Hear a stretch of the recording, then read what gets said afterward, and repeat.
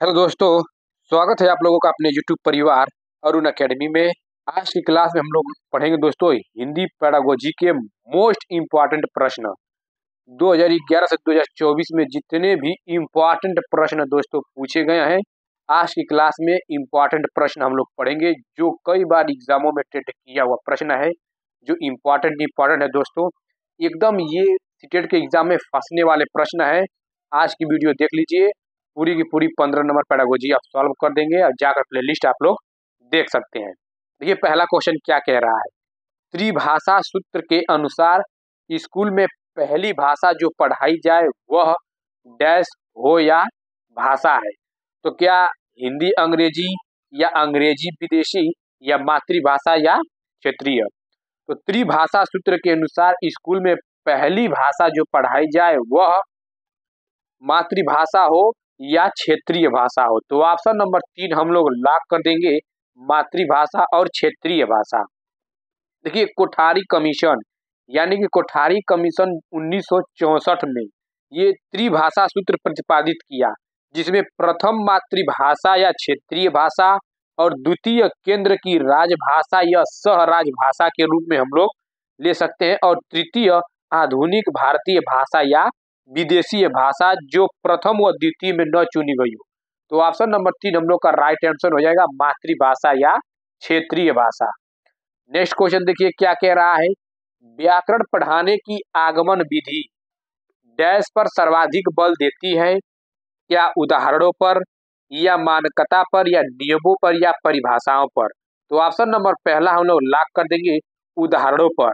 आगमन विधि में सबसे पहले विषय वस्तु से संबंधित उदाहरण दिए जाते हैं, तत्पश्चात उदाहरणों के आधार पर नियम स्थापित किए जाते हैं। यानी कि जो आगमन विधि होती है यानी व्याकरण ये आगमन विधि पे चलती है। तो आगमन में क्या होता है, उदाहरण से नियम यानी कि एग्जाम्पल टू रूल के तरफ हम लोग चलते हैं। तो व्याकरण पढ़ाने की आगमन विधि उदाहरणों पर सर्वाधिक बल देती है। नेक्स्ट क्वेश्चन देखिए क्या कह रहा है। भाषा के संदर्भ में संचार माध्यमों का प्रयोग न केवल सामाजिक संवेदनाएं विकसित करता है बल्कि डैश को समझने में मदद करता है। तो क्या विभिन्न माध्यमों के उपयोग या विभिन्न माध्यमों की आर्थिक स्थिति या विभिन्न माध्यमों की जानकारी या विभिन्न माध्यमों की प्रयुक्त भाषा। तो ऑप्शन नंबर 4 हम लोग लॉक कर देंगे, विभिन्न माध्यमों की प्रयुक्त भाषा। जैसे कि मान लीजिए इसमें क्या हुआ, संचार, ये जो भाषा के संदर्भ संचार माध्यमों के अंतर्गत कौन कौन आते हैं, जैसे मान लीजिए सिनेमा हुआ, एफएम हुआ, पत्रिकाएं, समाचार चैनल, ये आदि भाषा की बारीकियां सीखने में मदद करती है। तो ऑप्शन नंबर 4 हम लोग का राइट आंसर हो जाएगा, विभिन्न माध्यमों की प्रयुक्त भाषा। नेक्स्ट क्वेश्चन क्या कह रहा है, देखिए कहानियों के विभिन्न शैलियों पर की गई चर्चा बच्चों को डैश में मदद करती है। क्या कहानी के तथ्यों को याद करने में या कहानियों की कमियां बताने में या व्याकरण समझने में या कहानियां रचने में। तो ऑप्शन नंबर 4 हम लोग लॉक कर देंगे, कहानियां रचने में मदद करती है। कहानी वर्णात्मक, ऐतिहासिक या आत्मकथात्मक या संवादात्मक और पत्रात्मक शैलियों में लिखी जाती है। तो ऑप्शन नंबर 4 राइट आंसर हो जाएगा, कहानियां रचने में मदद करती है। नेक्स्ट क्वेश्चन क्या कह रहा है। जितने भी ये प्रश्न है दोस्तों सब के सब प्रीवियस ईयर एग्जामों में ट्रेंड किया हुआ प्रश्न है।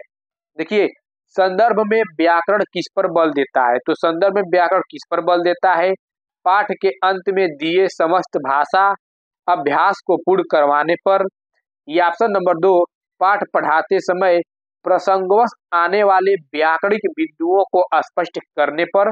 तो ऑप्शन नंबर 2 हम लोग का राइट आंसर हो जाएगा, पाठ पढ़ाते समय प्रसंगवश आने वाले व्याकरणिक बिंदुओं को स्पष्ट करने पर। संदर्भ में व्याकरण सिखाने पर बच्चों के लिए व्याकरणिक नियमों को ग्रहण करना भी सरल हो जाता है। तो ऑप्शन नंबर 2 हम लोग का राइट आंसर हो जाएगा। नेक्स्ट क्वेश्चन देखिए क्या कह रहा है। प्रत्येक भाषा शिक्षक को इस बात की जानकारी जरूर होनी चाहिए कि उसकी कक्षा के बच्चों की डैश पृष्ठभूमि क्या है। तो क्या भाषिक व सांस्कृतिक या सांस्कृतिक व आर्थिक या आर्थिक व सामाजिक, या ऑप्शन नंबर 4 सामाजिक व व्यावसायिक।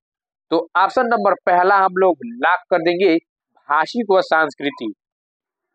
चलते हैं दोस्तों नेक्स्ट क्वेश्चन देखिए। नेक्स्ट क्वेश्चन क्या कह रहा है, 7वीं कक्षा में पढ़ाने वाले ऋषभ ने बच्चों को जल संरक्षण पर आधारित सरकार द्वारा जारी पोस्टर दिखाया और चर्चा की। ऋषभ द्वारा प्रयुक्त सामग्री है क्या कृत्रिम या प्रामाणिक या अनुपयोगी या मनोरंजक। तो ऑप्शन नंबर 2 हम लोग लॉक कर देंगे, प्रामाणिक। 7वीं कक्षा में पढ़ने वाले ऋषभ ने बच्चों को जल संरक्षण पर आधारित सरकार द्वारा जारी पोस्टर दिखाता है और चर्चा की, तो ऋषभ द्वारा प्रयुक्त सामग्री प्रामाणिक मानी जाएगी। तो ऑप्शन नंबर 2 हम लोग का राइट आंसर हो जाएगा। नेक्स्ट क्वेश्चन देखिए। नेक्स्ट क्वेश्चन क्या कह रहा है, कविता शिक्षण के समय शिक्षक द्वारा ऐसे प्रश्नोत्तर पर बल देना चाहिए।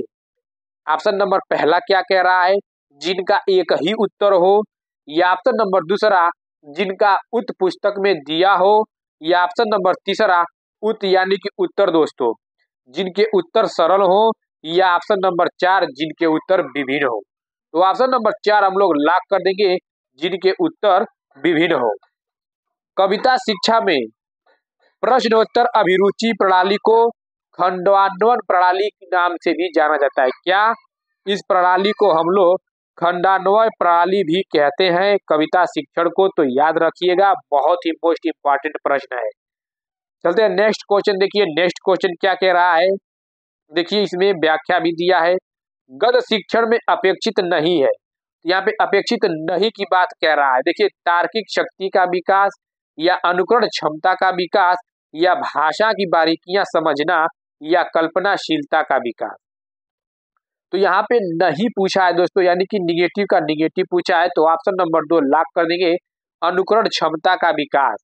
क्या अनुकरण क्या करता है, यहाँ पे देखिए गद्य शिक्षण में अपेक्षित नहीं है, तो गद्य शिक्षण क्या करेंगे, तार्किक तर्क वितर्क करेंगे, भाषा की बारीकियां समझेंगे। जब वहां पे गद्य आप पढ़ेंगे तो उस भाषा की बारीकियां को समझेंगे और उसमें कल्पना का विकास भी होगा।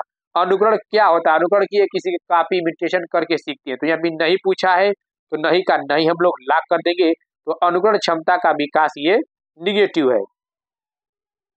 तो नेक्स्ट क्वेश्चन देखिए। नेक्स्ट क्वेश्चन क्या कह रहा है दोस्तों, हिंदी भाषा की पाठ्य पुस्तकों में हिंदीतर भाषाओं की रचनाओं को भी स्थान मिलना चाहिए ताकि। तो देख लेते हैं, क्या बच्चे हिंदीतर भाषाओं पर अपनी पकड़ बना सकें, या बच्चे हिंदीतर भाषाओं के व्याकरण से परिचित हो सकें, या बच्चों को हिंदीतर रचनाओं की जानकारी मिल जाए, या बच्चे हिंदीतर रचनाओं की भाषिक विशेषताओं से परिचित हो सके। तो ऑप्शन नंबर 4 हम लोग का राइट आंसर हो जाएगा, बच्चे हिंदीतर रचनाओं की भाषिक विशेषताओं से परिचित हो सके। नेक्स्ट क्वेश्चन देखिए दोस्तों। नेक्स्ट क्वेश्चन क्या कह रहा है, उच्च प्राथमिक स्तर पर हिंदी भाषा शिक्षण का एक महत्वपूर्ण उद्देश्य है। तो उच्च प्राथमिक स्तर पर हिंदी भाषा का शिक्षण का एक महत्वपूर्ण उद्देश्य क्या है, देख लेते हैं। ऑप्शन नंबर पहला क्या कह रहा है, हिंदी भाषा के प्रसिद्ध रचनाकारों को जानना, या ऑप्शन नंबर दूसरा हिंदी भाषा की प्रसिद्ध रचनाओं को जानना। यहाँ पे देखिए प्रसिद्ध रचनाकारों को जानना, और दूसरा में क्या कह रहा है, प्रसिद्ध रचनाओं को जानना।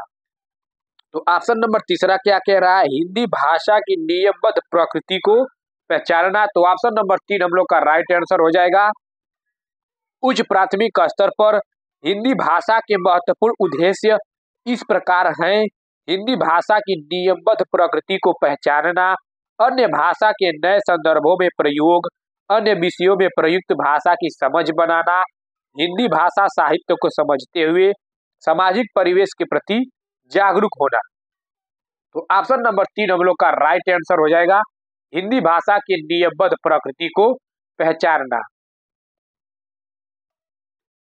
नेक्स्ट क्वेश्चन क्या कह रहा है दोस्तों, भाषा परिचर्चा संवाद या बच्चों की डैश क्षमता का विकास करने में सहायक है। क्या कल्पनाशीलता, या अनुकरण, या लिखित अभिव्यक्ति, या मौखिक अभिव्यक्ति। तो ऑप्शन नंबर 4 हम लोग का राइट आंसर हो जाएगा, मौखिक अभिव्यक्ति दोस्तों।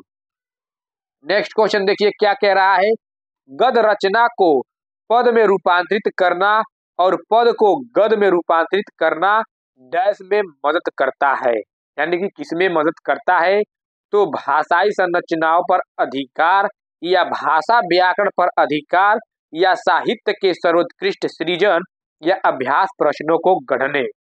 तो ऑप्शन नंबर पहला हम लोग का लॉक हो जाएगा। भाषाई संरचनाओं पर अधिकार में क्या करता है? मदद करता है। गद्य में प्रयुक्त भाषा सरल व स्वाभाविक है तथा पद में प्रयुक्त भाषा लयबद्ध होती है। तो ऑप्शन नंबर पहला हम लोग का राइट आंसर हो जाएगा, भाषाई संरचनाओं पर अधिकार।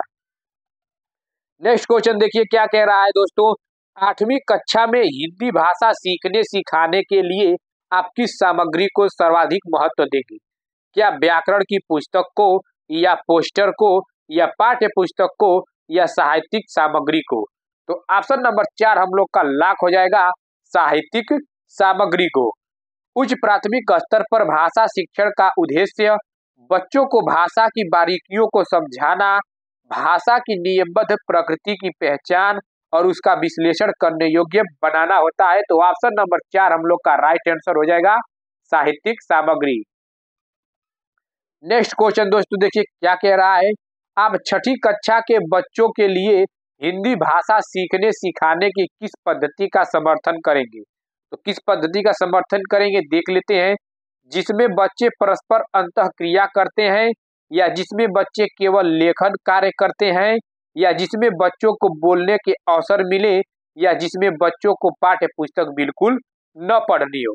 तो ऑप्शन नंबर पहला हम लोग लॉक कर देंगे, जिसमें बच्चे परस्पर अंतःक्रिया करते हैं। इसमें क्या होता है, जो वास्तविक अनुभव के साथ भाषाई कौशलों को सुगमता से ग्रहण करेंगे और तथ्यों को स्वयं के निजी अनुभव से जोड़कर अपने विचारों को अभिव्यक्त करेंगे सीखने सिखाने की पद्धति में। तो ऑप्शन नंबर पहला हम लोग का राइट आंसर हो जाएगा, जिसमें बच्चे परस्पर अंतःक्रिया करते हैं। चलते हैं दोस्तों नेक्स्ट क्वेश्चन देखिए। नेक्स्ट क्वेश्चन क्या कह रहा है। रियलिया यानी कि वास्तविक सामग्री, रियलिया का मतलब होता है कि वास्तविक सामग्री से क्या तात्पर्य है, देख लेते हैं। पहला ऑप्शन क्या कह रहा है। श्रवण गतिविधि के लिए शिक्षार्थियों को मानस मंथन करने के अवसर देने हेतु खिलौनों, चित्र, चित्रकारी जैसे वस्तुओं का प्रयोग। बिल्कुल पहला ही हम लोग का राइट आंसर हो जाएगा। इसमें क्या है दोस्तों, वास्तविक सामग्री से तात्पर्य इस गत एक्टिविटी को जोड़ेंगे, जैसे खिलौने हुए, चित्र, चित्रकार, ये सब क्या है, वास्तविक दैनिक जीवन से जोड़ने के अवसर दे रहे हैं बच्चों को। तो ऑप्शन नंबर पहला ही हम लोग का राइट आंसर हो जाएगा। चलते हैं नेक्स्ट क्वेश्चन देखिए। नेक्स्ट क्वेश्चन क्या कह रहा है। 3-4 ऑप्शन नीचे है, देखते हैं। देखिए, दक्षता आधारित भाषा आकलन का उद्देश्य क्या है? तो क्या शिक्षार्थियों को सटीकता के दृष्टिकोण से भाषा पर अधिकार प्राप्त करने योग्य बनाना, या ऑप्शन नंबर दूसरा, शिक्षार्थियों को सामाजिक और पेशेवर स्थितियों में भाषा का प्रयोग करने योग्य बनाना। बिल्कुल दूसरा ही हम लोग का राइट आंसर हो जाएगा, शिक्षार्थियों को सामाजिक और पेशेवर स्थितियों में भाषा का प्रयोग करने योग्य बनाना। इस दक्षता आधारित मूल्यांकन से, यानी कि मूल्यांकन में दक्षता के कथनों को अधिक महत्व दिया जाता है। मूल्यांकन से संबंध सभी गतिविधियों यानी कि एक्टिविटी उन्हीं से निर्देशित होती है। तो ऑप्शन नंबर 2 हम लोग का राइट आंसर हो जाएगा। चलते हैं नेक्स्ट क्वेश्चन दोस्तों देखिए। नेक्स्ट क्वेश्चन क्या कह रहा है। देखिए, निम्नलिखित में से कौन से 2 विद्यालय आधारित आकलन के मुख्य उद्देश्य हैं? तो देख लेते हैं। यह अध्यापक और शिक्षार्थी की स्वायत्तता को समुन्नत करता है। बिल्कुल पहला सत्य हो गया एक कथन। यह अध्यापक शिक्षार्थियों को स्वायत्तता से समुन्नत करता है, बिल्कुल पॉजिटिव है। यह विद्यालयों को अपने ही स्तर पर योजना बनाने के अवसर देता है, बिल्कुल सत्य, ये भी पॉजिटिव निकल गया। यह विद्यालय के परीक्षा बोर्ड की सत्ता की जानकारी देता है, गलत हो जाएगा। ये विद्यालय में अधिगम की गुणवत्ता को कम करता है, कम नहीं करेगा, तो यानी कि ए बी हमारा सत्य हो जाएगा। तो देखते हैं ऑप्शन नंबर 4 हम लोग का लॉक हो जाएगा, ए और बी। चलते हैं नेक्स्ट क्वेश्चन देखिए। नेक्स्ट क्वेश्चन क्या कह रहा है। लेखन के प्रक्रिया आधारित उपागम से शिक्षार्थी को किस तरह मदद मिलती है? तो किस तरह मदद मिलती है। शिक्षार्थी अनेक बार लिखने के माध्यम से सीखते हैं, या शिक्षार्थी को अच्छा लेख लिखने के लिए कई चरणों से गुजरना पड़ता है, या शिक्षार्थी एक ही बार में कोई एक लेख पूरा करता है। या शिक्षार्थी अपनी स्मृति के आधार पे। तो ऑप्शन नंबर 2 हम लोग का लॉक हो जाएगा।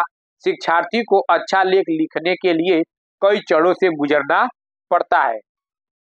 लेखन प्रक्रिया के लिए कई अलग अलग सूत्र हैं दोस्तों, लेकिन मूल चरणों में जैसे पूर्व लेखन हुआ पहले, फिर उसके बाद आलेखन, फिर संशोधन, फिर संपादन और प्रकाशन सम्मिलित है।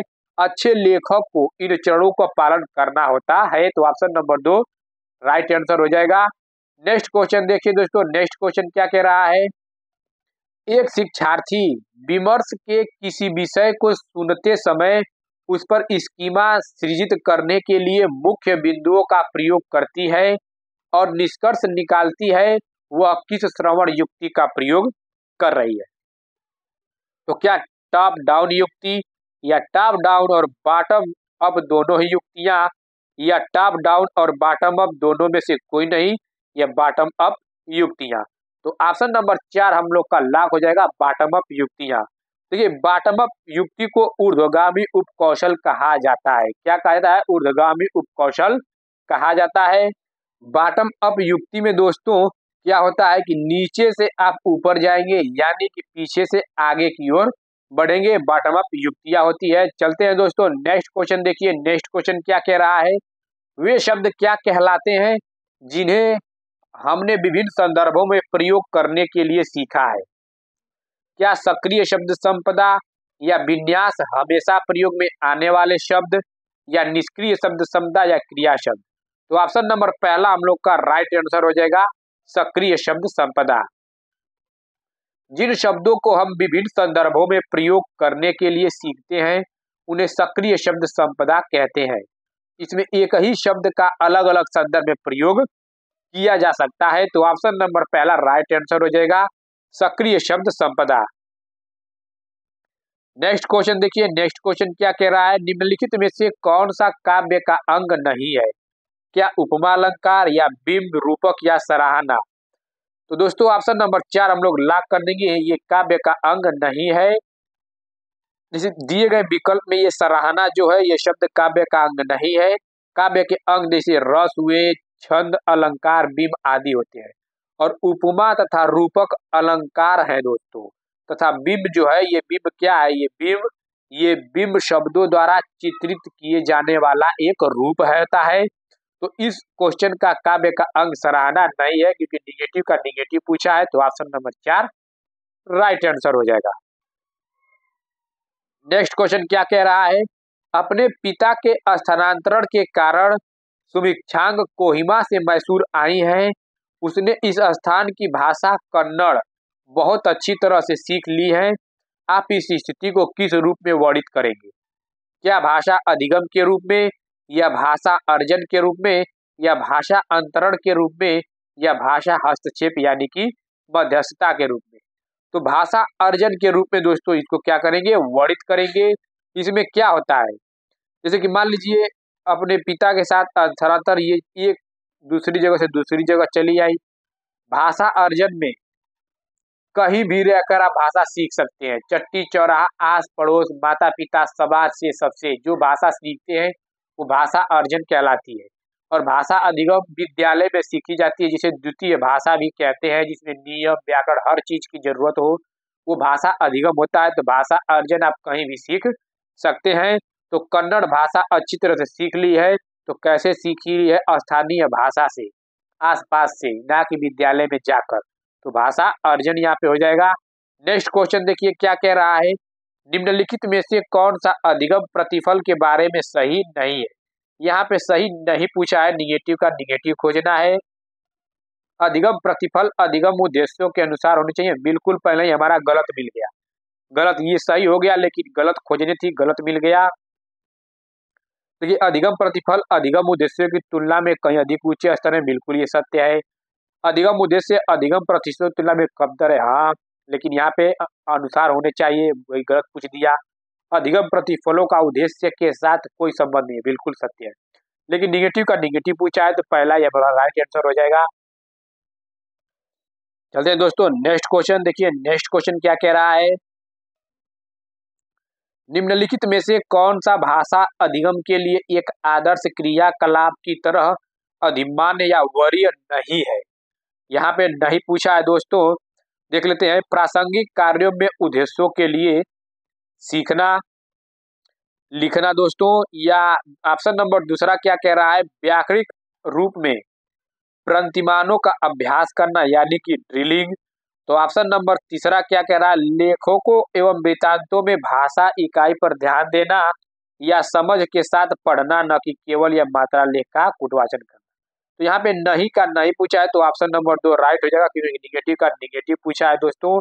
तो ऑप्शन नंबर 2 लॉक हो जाएगा। भाषा अधिगम से अभिप्राय भाषा सीखने से है।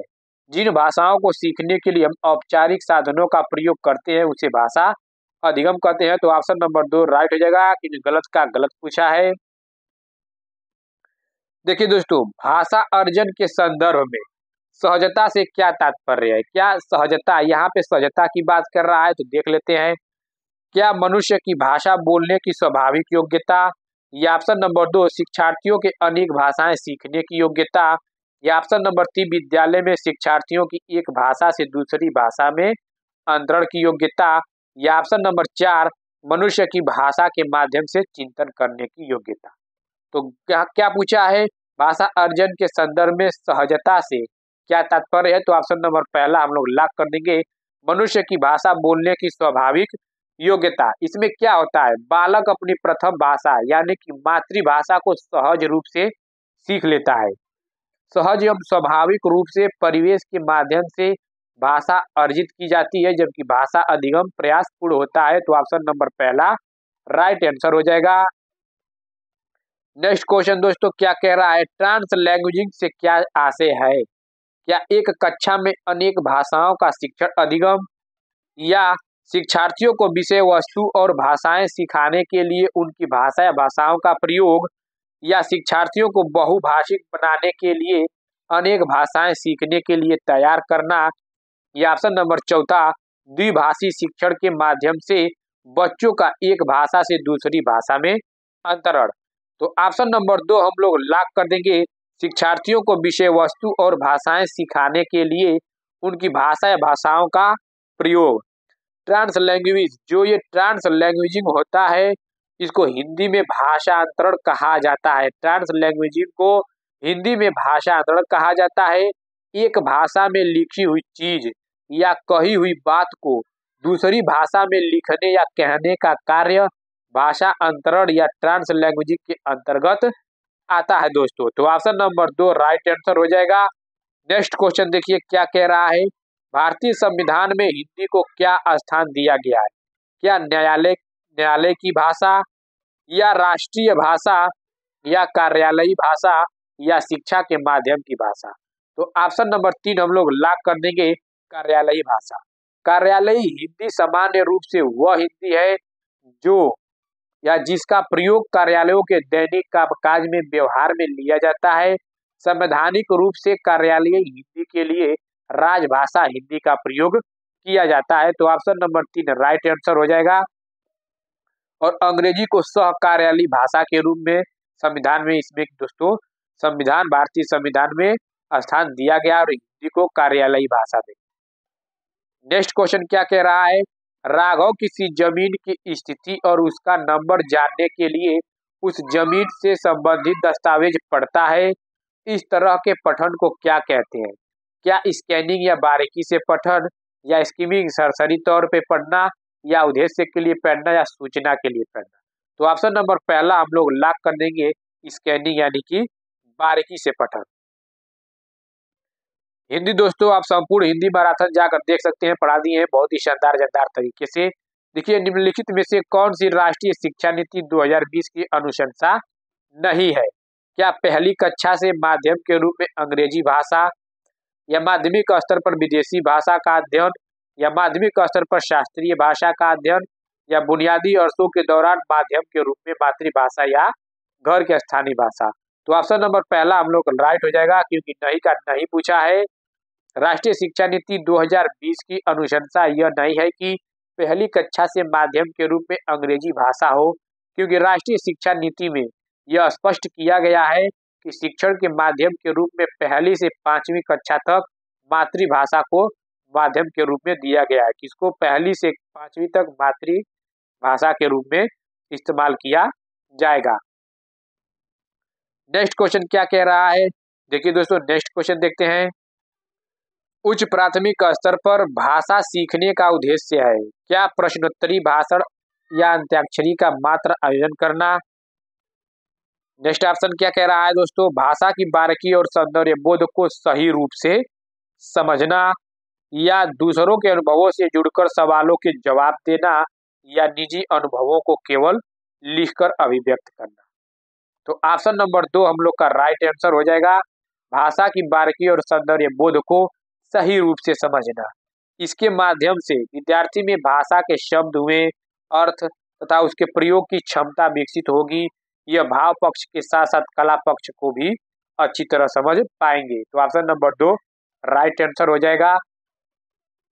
नेक्स्ट क्वेश्चन दोस्तों देखिए, नेक्स्ट क्वेश्चन क्या कह रहा है, ज्ञान से संबंधित अन्य विषयों की समझ का विकास तथा उससे आनंद उठाने की क्षमता का विकास उच्च प्राथमिक स्तर पर भाषा सीखने का एकमात्र उद्देश्य है, या एक महत्वपूर्ण उद्देश्य है, या सर्वाधिक महत्वपूर्ण उद्देश्य है, या सबसे कम महत्वपूर्ण उद्देश्य है।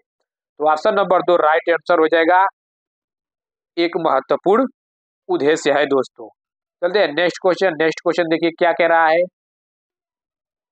पढ़ने का अर्थ है, तो पढ़ने का अर्थ क्या है, पढ़कर समझना, या वर्णमाला का ज्ञान, या वाक्यों को पढ़ना, या शब्दों को पढ़ना। तो पढ़ने का अर्थ है दोस्तों वाक्यों को पढ़ना। तो ऑप्शन नंबर 3 हम लोग का राइट आंसर हो जाएगा, वाक्यों को पढ़ना। चलते हैं नेक्स्ट क्वेश्चन देखिए, नेक्स्ट क्वेश्चन क्या कह रहा है, कविता में कई बार अभी भी का प्रयोग करके बातें रची गई है, या अभी भी का प्रयोग करके बातें रची गई हैं। डैश बिना रुके चलने वाले किसी कार्य का भाव निकल रहा है या नहीं, प्रश्न की ओर संकेत करता है। क्या व्याकरणिक ज्ञान को, या भाषा की बारीकी, या व्याकरण की परिभाषा, या भाषा संरचना। तो ऑप्शन नंबर 2 हम लोग का राइट आंसर हो जाएगा, भाषा की बारीकी। भाषा की बारीकी से अभिप्राय भाव विचार आदि की सूक्ष्मता से है। इस वाक्य में अभी भी शब्द भाषा की बारीकी की ओर संकेत करता है। तो ऑप्शन नंबर 2 राइट आंसर हो जाएगा, भाषा की बारीकी। नेक्स्ट क्वेश्चन दोस्तों देखिए, नेक्स्ट क्वेश्चन क्या कह रहा है, उच्च प्राथमिक स्तर पर भाषा सीखने में पाठ्य पुस्तक के अतिरिक्त कौन सी संसाधन सामग्री सर्वाधिक महत्वपूर्ण होगी। क्या रेडियो नाटक, या कविता पाठ, या आयु अनुरूप साहित्य, या समाचार पत्र। तो ऑप्शन नंबर 3 राइट आंसर हो जाएगा, आयु अनुरूप साहित्य। दोस्तों इसमें विद्यार्थी अपने आयु एवं समझ के अनुसार साहित्य पढ़कर भाषा सीख सकेंगे। तो ऑप्शन नंबर 3 राइट आंसर हो जाएगा, आयु अनुरूप साहित्य। नेक्स्ट क्वेश्चन, गणित विज्ञान आदि विषयों की कक्षाओं में भी बच्चे भाषा सीखते हैं, यह विचार है। क्या पूर्णतः सत्य है, या पूर्णतः असत्य है, या आंशिक रूप से सत्य, या निराधार है। तो ऑप्शन नंबर पहला राइट आंसर हो जाएगा, पूर्णतः सत्य है। दोस्तों आप कोई भी भाषा सीखेंगे तो कोई भी भाषा सीखने में वो स्वयं की, या गणित हो, विज्ञान हो, हिंदी हो, इंग्लिश हो, कोई भी सीखेंगे तो उसमें बच्चे की भाषा स्वयं रहती है, यानी कि मातृभाषा में ही सीखेंगे। तो ऑप्शन नंबर पहला राइट आंसर हो जाएगा, पूर्णतः सत्य है, क्योंकि इस विषयों की कक्षाओं में भी बच्चे भाषा सीखते हैं। नेक्स्ट क्वेश्चन क्या कह रहा है, देखिए उच्च प्राथमिक स्तर पर पाठ्य पुस्तकों में हिंदीतर भाषा को ही जगह मिलनी चाहिए, ताकि बच्चे भाषा के विभिन्न रंगतों से परिचित हो सके, या हिंदीतर भाषी साहित्यकारों से परिचित हो सके, या सामाजिक संस्कृति से परिचित हो सके, या उपरोक्त सभी। तो ऑप्शन नंबर पहला हम लोग का राइट आंसर हो जाएगा, भाषा की विभिन्न रंगतों से परिचित हो सके। चलिए नेक्स्ट क्वेश्चन दोस्तों देखिए, नेक्स्ट क्वेश्चन क्या कह रहा है, बच्चे भाषा तब बेहतर तरीके से सीखते हैं जब अनेक पाठ्य पुस्तकें हो, या भाषा समृद्ध परिवेश हो, या सरल साहित्य का चयन हो, या परीक्षाओं का आयोजन हो। तो ऑप्शन नंबर 2 राइट आंसर हो जाएगा, भाषा समृद्ध परिवेश हो। देखिए दोस्तों समृद्ध परिवेश यानी कि आप लोग के अगल बगल होर्डिंग चार्ट वगैरह जितने भी लिखी कोई नहीं, जुझारू कर्मठ नेता, सामाजिक कार्यकर्ता, ट्रक के पीछे लिखा रहता है कि बुरी नजर वाले तेरा मुंह का, ये सब क्या है? सब भाषा समृद्ध परिवेश तो है ही तो है। तो ऑप्शन नंबर 2 राइट आंसर हो जाएगा, भाषा समृद्ध परिवेश। उच्च प्राथमिक स्तर पर भाषा आकलन की दृष्टि से सर्वाधिक महत्वपूर्ण है। तो उच्च प्राथमिक स्तर पे देख लेते हैं क्या है, अवलोकन या जांच सूची या साक्षात्कार सूची या लिखित परीक्षा। तो दोस्तों ऑप्शन नंबर 4 हम लोग लॉक कर देंगे, लिखित परीक्षा। उच्च प्राथमिक स्तर पे भाषा आकलन की दृष्टि से सर्वाधिक महत्वपूर्ण लिखित परीक्षा होती है, क्योंकि इसके माध्यम से विद्यार्थियों की भाषा क्षमता का परीक्षण किया जा सकता है। तो ऑप्शन नंबर 4 हम लोग का राइट आंसर हो जाएगा, लिखित परीक्षा। नेक्स्ट क्वेश्चन क्या है, द्वितीय भाषा की पाठ्यचर्या का एक लक्ष्य है प्राकृतिक भाषा ज्ञान में अर्जित दक्षता के अनुरूप क्या उच्च दक्षता प्राप्त करना या सर्वोच्च दक्षता प्राप्त करना या औसत दक्षता प्राप्त करना या बुनियादी। तो ऑप्शन नंबर 2 राइट आंसर हो जाएगा, सर्वोच्च दक्षता प्राप्त करना।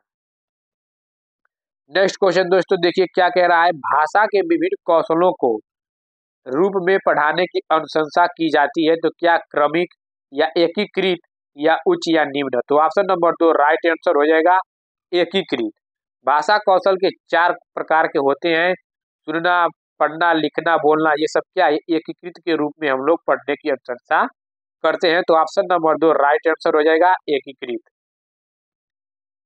नेक्स्ट क्वेश्चन, व्याकरण शिक्षण की कौन सी विधि अपेक्षाकृत प्रभावी है। तो देखिए व्याकरण शिक्षण में, तो व्याकरण शिक्षण में या आगमन विधि या निगमन विधि या सूत्र विधि या पाठ्य पुस्तक। तो ऑप्शन नंबर पहला हम लोग लॉक कर देंगे, आगमन विधि। आगमन विधि में क्या होता है, पहले उदाहरण दी जाती है तब नियम की तरफ लेकर जाते हैं। तो व्याकरण शिक्षण की कौन सी विधि है, तो आगमन विधि।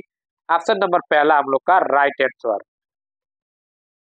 देखिए उच्च प्राथमिक स्तर पर क्या, उच्च प्राथमिक स्तर पर भाषा की पाठ्य पुस्तक में रक्त और हमारा शरीर पाठ शामिल करने का विचार निम्न से जुड़ा है। तो क्या विषयों की विभिन्न भाषाओं से या संपूर्ण पाठ्यचर्या में भाषा से या हिंदी भाषा के विभिन्न रंगतों से या विज्ञान संबंधी शब्दावली से। तो दोस्तों ऑप्शन नंबर हम लोग पहला लॉक कर देंगे, विषयों के विभिन्न भाषाओं से जुड़ा है। उच्च प्राथमिक स्तर पर भाषा की पाठ्य पुस्तक में रक्त और हमारा शरीर जो पाठ शामिल किया जाता है उसका विचार विषयों की विभिन्न भाषाओं से जोड़ा जाता है। तो ऑप्शन नंबर पहला हम लोग का राइट आंसर। नेक्स्ट क्वेश्चन देखिए क्या कह रहा है, त्रिभाषा फार्मूला भारत की डैश की चुनौतियों और डैश को संबोधित करने का प्रयास करता है। क्या संस्कृति समाधानों या समस्याओं और या अवसरों या भाषा स्थिति संस्कृति या भाषा स्थिति अवसरों। तो त्रिभाषा फार्मूला भारत की भाषा स्थिति को चुनौतियों और संस्कृति को संबोधित करने का प्रयास करती है। तो ऑप्शन नंबर 3 राइट आंसर हो जाएगा, भाषा स्थिति और संस्कृति। नेक्स्ट क्वेश्चन क्या कह रहा है, लिखने की क्षमता का विकास बोलने, सुनने और पढ़ने की क्षमता की संगति में होना चाहिए। यह विचार इस प्रश्न का हल नहीं है। तो क्या पूर्णतः असत्य है या पूर्णतः सत्य है या आंशिक रूप से सत्य है या पूर्णतः निराधार है। तो ऑप्शन नंबर दूसरा हम लोग लॉक कर देंगे, पूर्णतः सत्य है। वास्तव में जो लेखन कौशल भाषा के प्रतीक रूप की शिक्षा यानी कि प्रतीकों को पहचान कर उन्हें बनाने की क्रिया या ध्वनि को लिपिबद्ध करना तथा इसमें दक्षता प्राप्त करना ही लेखन अभ्यास, सुलेख, अनुलेख, स्वतंत्र अनुकरण विधि का ये सब क्या करते हैं, आदि लेखन की क्षमता को विकसित करने की प्रमुख प्रविधियां हैं। तो ऑप्शन नंबर 2 राइट आंसर हो जाएगा, पूर्णतः सत्य है। चलते हैं दोस्तों नेक्स्ट क्वेश्चन देखिए, नेक्स्ट क्वेश्चन क्या कह रहा है, उच्च प्राथमिक स्तर पर डैश परिचित कराने की प्रक्रिया पर बल दिया जाता है। क्या साहित्यिक विधाओं से या पठन प्रक्रिया से या लेखन प्रक्रिया से या अलंकार व छंद से। तो ऑप्शन नंबर पहला हम लोग का राइट आंसर हो जाएगा, साहित्यिक विधाओं से। उच्च प्राथमिक स्तर पर साहित्यिक विधाओं से परिचित कराने की प्रक्रिया पर बल दिया जाता है, जिससे विद्यार्थी साहित्य की विधाओं से परिचित होकर उन्हें समझ सके। तो ऑप्शन नंबर पहला हम लोग का राइट आंसर हो जाएगा, साहित्यिक विधाओं से। नेक्स्ट क्वेश्चन देखिए क्या कह रहा है, उच्च प्राथमिक स्तर पर व्याकरण सिखाने की किस विधि को आप सर्वाधिक महत्वपूर्ण एवं उपयोगी माने? तो जस्ट अभी क्या बताए हैं कि व्याकरण विधि पढ़ाने में आगमन विधि का रोल होता है, जिसमें पहले उदाहरण दी जाती है, तब उसके बाद नियम की तरफ हम लोग ले जाते हैं। तो आगमन विधि हम लोग का राइट आंसर हो जाएगा। जितने ये प्रश्न है सब के सब दोस्तों ये प्रीवियस ईयर एग्जामों में ट्रेंड किया हुआ प्रश्न है, अपने मन से हम एक भी प्रश्न लेकर नहीं आए हैं।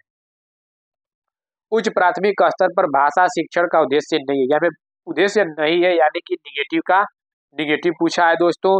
देखिए विभिन्न साहित्यिक विधाओं की समझ का विकास, ये तो पॉजिटिव है, सत्य है। निजी अनुभवों के आधार पर भाषा का सृजनशील प्रयोग करना, ये भी सत्य है।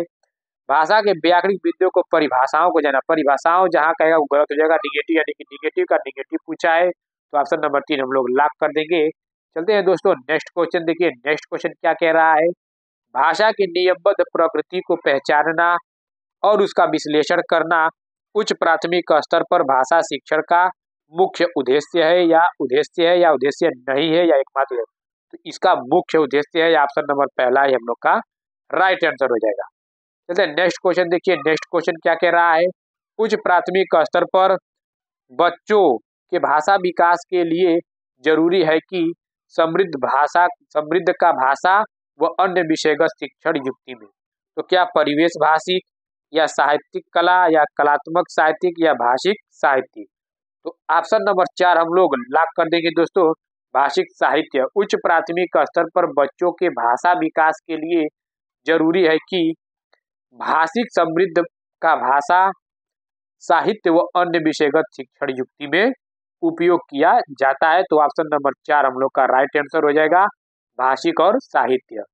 आई होप दोस्तों आप लोग को वीडियो अच्छा लगा, अगर अच्छा लगा तो चैनल को लाइक सब्सक्राइब शेयर कमेंट कर दीजिए, जिससे हमें मोटिवेट मिलता रहे, और बेल आइकन को प्रेस कर दीजिए, जिससे आप लोग के पास सही समय पर नोटिफिकेशन मिलता रहे। ठीक है दोस्तों, आप लोग का बहुत बहुत धन्यवाद।